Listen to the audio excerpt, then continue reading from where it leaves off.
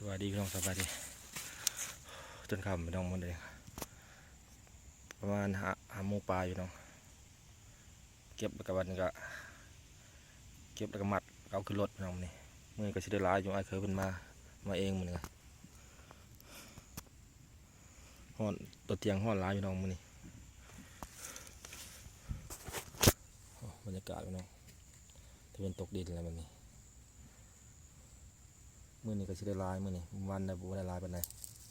มือนี้4 คนซอยกันไปเตะกับไปวัดเนี่ยนะครับหากมาพี่น้องประมาณ2 โมงกว่าแหละ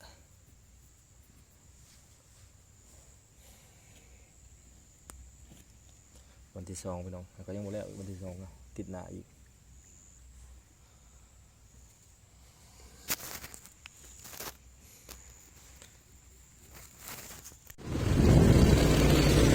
วันนี้ก็มาวันในเมืองเลยพี่น้อง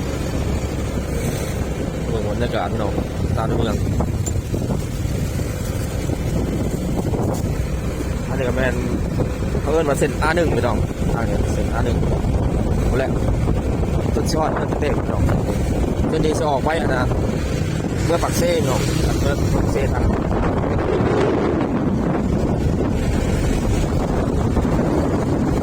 กลับตัวเมืองพี่น้องตัวเมือง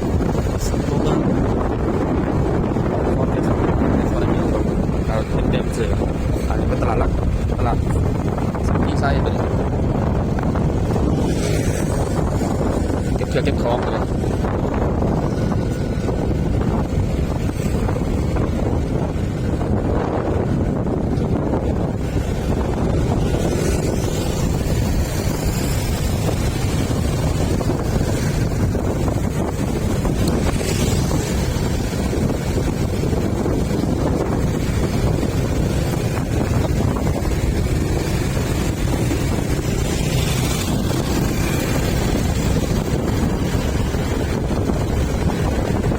มีเส้นเพิ่มกับเส้นลุ่ม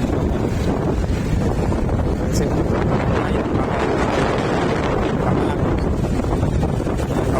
คันมาซีรู้เนี่ยการเส้นเลือดครับเป็นการรีวิวเนาะ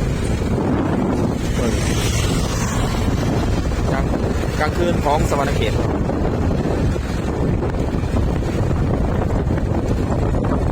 ใกล้อยู่กับนครสวรรค์นี่เนาะเดี๋ยวกับกดมันกับไอ้เคยแล้วก็เรื่อย2 คนไปแล้วรถเด็กๆกับเป็น4 คนพากันคนพากันแบกพากันคนพากันงัดแต่ว่าเรื่อยไปก่อนกับเตะไปประมาณ2 โมงพาหน่อยไปจองไปไหลก่อนจองก่อนที่ได้พากับเอาเสร็จมุกพูดก่อนไอ้เปิดมุกมาทางซ้ายดูแลเนาะไอ้บอดี้กับไอ้วิทย์ไอ้พ้นแต่โซ่ล่าไปลองไปหาเงินหาทำกัน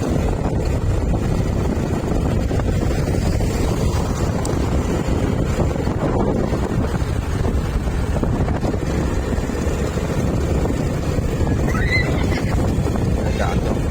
เด็กคนครับบรรยากาศยามแรงสวรรค์เขตเนาะ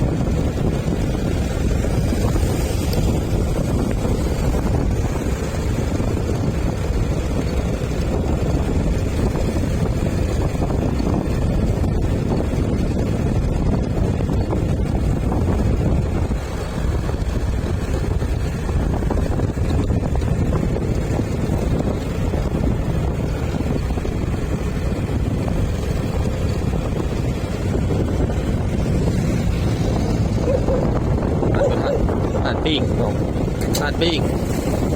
ไทยสวรรค์สมัครกินเราสั่งเดียวสั่งไก่มากินทานปิ้งประจำเราทานปิ้งที่มาในกลุ่มคนที่มักเนาะอะไรแบบกลุ่มหนึ่งมักแต่ว่าร่วมกันกับผมแม่เขามากับปิ้งกันมา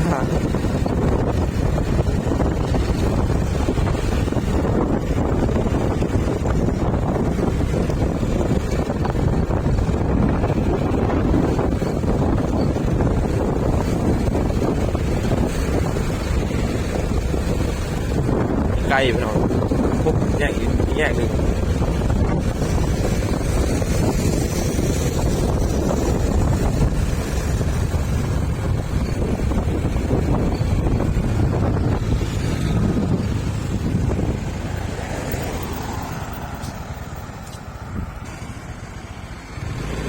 เราไปเป็นต่อ